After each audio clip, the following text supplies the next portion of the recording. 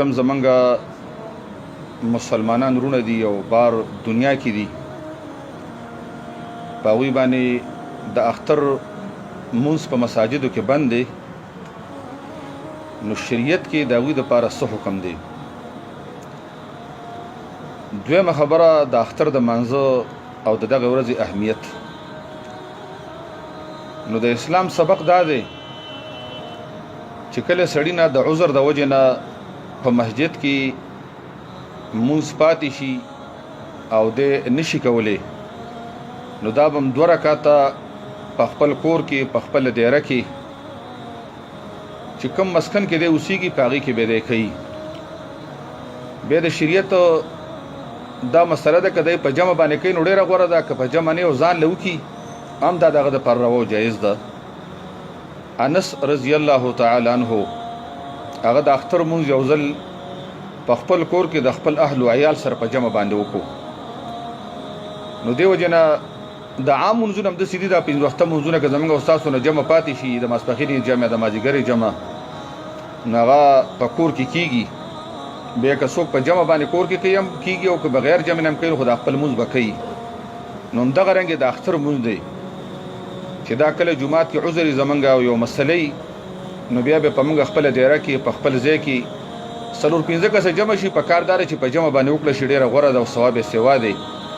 او که نه یو کس نور ملګري ورسره نه بیا به ځان له 2 رکعاته وکړي. عبدالله ابن مسعود رضی الله عنه ته یو کس راغی ول زمانه د اختر مونځ پاتې شو، هغه ورته وفرمیل په کور کې 2 رکعاته وکړه ستا لپاره به الله د اختر ثواب ولیکي. نو شرعي مسله دا ده چې دا مونځ به په خپله دیره کې په خپل مسکن کې په خپل ځای کې کوو، او هر یو ملګري چې کوم دیرو کې اوسېږئ په خپله شریکه په دیره کې بغیر خطبې جمع وکړئ، او د هغې نه علاوه که ځان له ځان له کسي هغه د ځان له په دیره کې 2 رکعاته مونځ وکړي، خو د دې پرېښودل ډېر لوی نقصان دی او ډېر لوی خسران دی. دویمه خبره دا ده چې چونکې دا ډېره اهمه ورځ ده، نبی صلی الله علیه وسلم فرمایي فاذا کان یوم عیدهم، کله چې د اختر وشي نو الله رب العالمین د ملایکو باندې فخر کوي د انسانانو په عبادتونو باندې،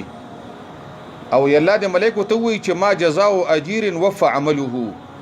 د هغه مزدور څه مزدوري ده چې هغه خپله کار پوره کړی.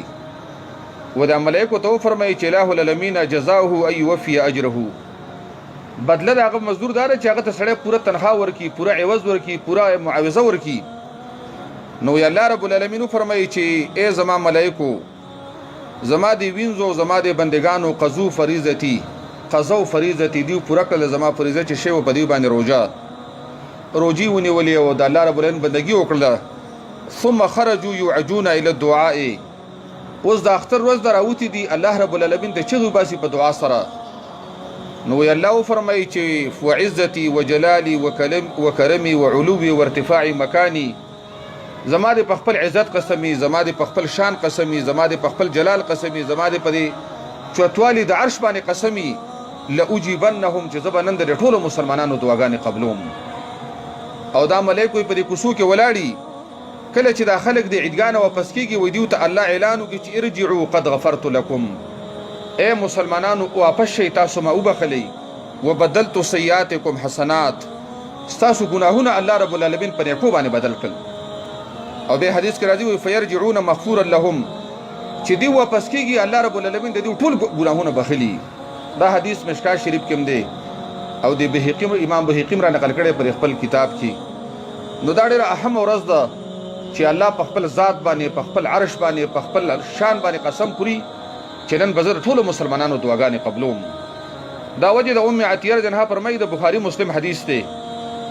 وایي موږ ته حکم وکړو چې د اختر په ورځ باندې چې کومې زنانه حیض والا دي دارنګې هغه